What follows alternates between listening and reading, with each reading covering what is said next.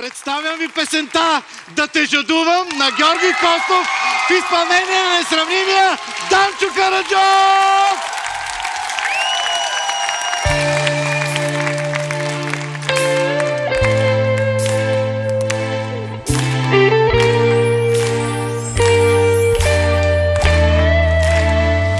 Да те жадувам аз, да те жадувам, а ти все повече да се отдалечаваш и аз все повече да съм виновен.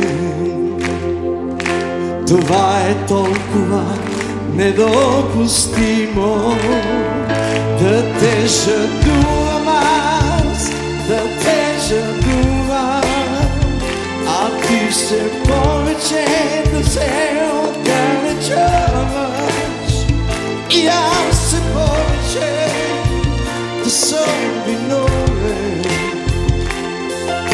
Това е толкова недопустимо, защото ти все пак ще ме принуваш.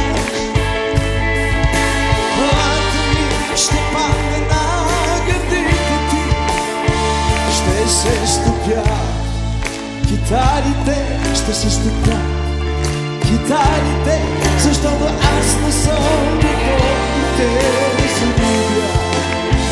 Като ключе от пощенска кутия, не съм готов, не съм готов да те жадувам аз, да те жадувам, а ти все повече да се отдалечаваш и аз все повече да съм виновен.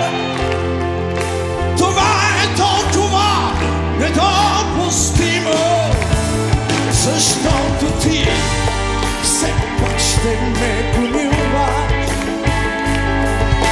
Главата ми ще падне на гърдите ти, ще се стопят всички китарите, ще се стопят китарите, защото аз не съм готов да те загубя.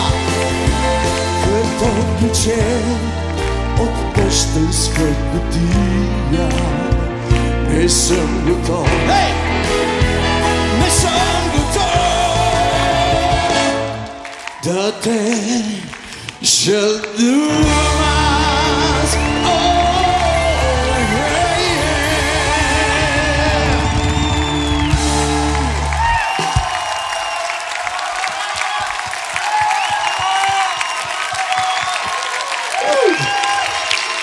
Благодаря. Ето това е истинска легенда. Наживо. Пред вас 2014 година.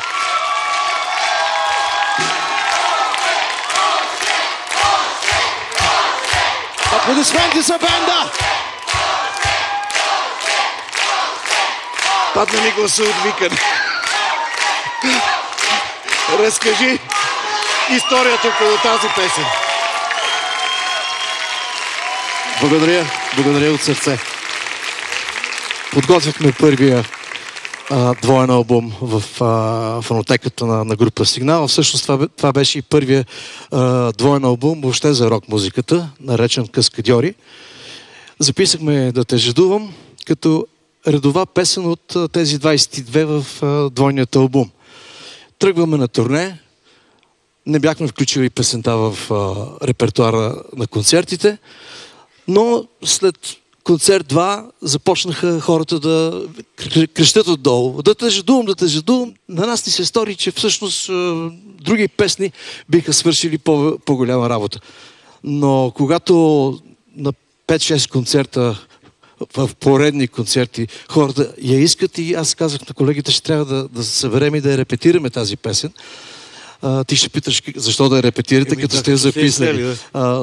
Едно е да репетираш за студия, друго е да репетираш за живо изпълнение.